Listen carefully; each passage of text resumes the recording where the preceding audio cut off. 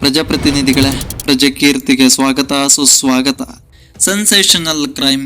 45ರ ಮನೆಗೆಲಸದವನೊಂದಿಗೆ 14ರ ಪ್ರಾಯದ ಮಗಳನ್ನ ನೋಡಬಾರದ ಸ್ಥಿತಿಯಲ್ಲಿ ನೋಡಿದ ತಲ್ವಾರ್ ದಂಪತಿ ಇಬ್ಬರನ್ನ ಕೊಂದು ಬಿಟ್ಟಿದ್ರು. ಸೆನ್ಸೇಷನಲ್ ಕ್ರೈಮ್ ಕಥೆಗಳ ಇವತ್ತಿನ ಭಾಗದಲ್ಲಿ ನಾವು ಭಾರತದಲ್ಲಿ ತೀವ್ರ ಸಾರ್ವಜನಿಕ ಕುತೂಹಲ ಕೆರಳಿಸಿದ್ದ ಆರುಷಿ ತಲ್ವಾರ್ ಹತ್ಯೆ ಪ್ರಕರಣವನ್ನ ನಿಮ್ಮ ಮುಂದೆ ತಂದಿಡ್ತಾ ಇದ್ದೀನಿ. ಅಸಲಿಗೆ ಅದೊಂದು ಡಬಲ್ ಮರ್ಡರ್ ಕೇಸ್. ಹೌದು, ಆರುಷಿಯ ಜೊತೆ ಅವರ ಮನೆಗೆಲಸದವನಾಗಿದ್ದ ಹೇಮರಾಜ್ ಕೊಲೆಯೂ ಕೂಡ ನಡೆದಿತ್ತು. ಈ ಪ್ರಕರಣ ಯಾಕೆ ಅಷ್ಟೆಲ್ಲ ಕುತೂಹಲ ಕೆರಳಿಸಿತ್ತಂದ್ರೆ, ವರ್ಷಗಟ್ಟಲೆ ನಡೆದ ತನಿಖೆಯ ನಂತರ ಆರುಷಿಯ ತಂದೆ ತಾಯಿಗಳೇ ಜೋಡಿ ಕೊಲೆ ಮಾಡಿದ್ದು ಅಂತ ಸಾಬೀತಾಗಿತ್ತು. ಅಂದಾಗೆ ಆರುಷಿಯ ತಂದೆ ತಾಯಿ ಡಾಕ್ಟರ್ ನೂಪುರ್ ತಲ್ವಾರ್ ಮತ್ತು ಡಾಕ್ಟರ್ ರಾಜೇಶ್ ತಲ್ವಾರ್ ಇಬ್ಬರು ದಂತವೈದ್ಯರಾಗಿರ್ತಾರೆ. ದೆಹಲಿಯ ಪ್ರತಿಷ್ಠಿತ ಪ್ರದೇಶವೊಂದರಲ್ಲಿ ಕ್ಲಿನಿಕ್ ಕೂಡ ನಡೆಸ್ತಾ ಇರ್ತಾರೆ.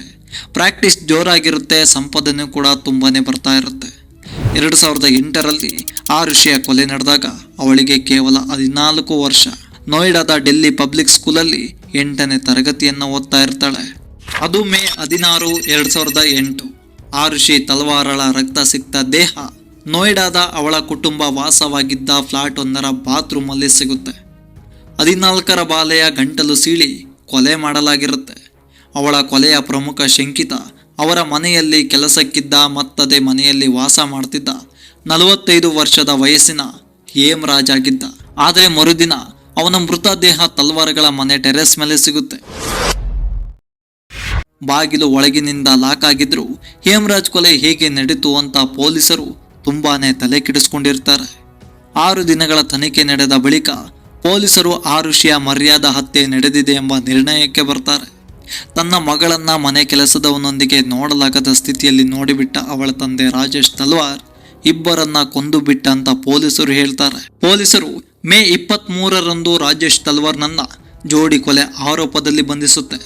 ಬಳಿಕ ಪ್ರಕರಣದ ತನಿಖೆಯಲ್ಲಿ ಯಾವುದೇ ಸಾಕ್ಷಿಗಳು ಕರೆಕ್ಟಾಗಿ ಸಿಗದೇ ಇದ್ದ ಕಾರಣ ಸಿಬಿಐ ಆ ಕೇಸನ್ನ ತಗೊಳ್ಳುತ್ತೆ. ಅಧಿಕಾರಿಗಳು ರಾಜೇಶ್ ಮತ್ತು ನೂಪರ್ ಇಬ್ಬರನ್ನ ಲೈ ಡಿಟೆಕ್ಟರ್ ಟೆಸ್ಟ್ಗೆ ಒಳಪಡಿಸಿ ಸುಮಾರು 2.5 ವರ್ಷ ತನಿಖೆ ನಡೆಸಿ ಸಿಬಿಐ ಡಿಸೆಂಬರ್ 2010ರಲ್ಲಿ ಸಾಕ್ಷ್ಯದ ಕೊರತೆ ಅಂತ ಹೇಳಿ ಪ್ರಕರಣವನ್ನ ಕ್ಲೋಸ್ ಮಾಡುತ್ತೆ. ಆದರೆ ನಂತರ ಅಪರಾಧ ಸನ್ನಿವೇಶವನ್ನ ಮರುಸೃಷ್ಟಿ ಮಾಡಲಾಗಿತ್ತು.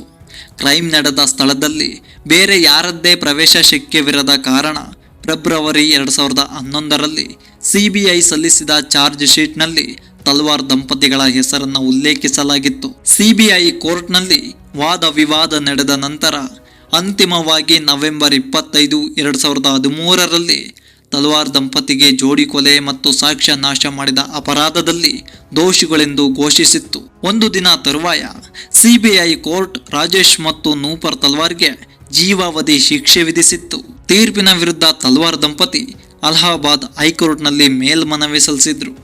2017ರ ಅಕ್ಟೋಬರ್ನಲ್ಲಿ ಕೋರ್ಟ್ ದಂಪತಿಯನ್ನ ಖುಲಾಸೆಗೊಳಿಸಿತ್ತು ಮತ್ತು ಇವತ್ತಿನವರೆಗೆ ಅವರು ಮುಕ್ತವಾಗಿ ಓಡಾಡ್ತಾನೇ ಇದ್ದಾರೆ.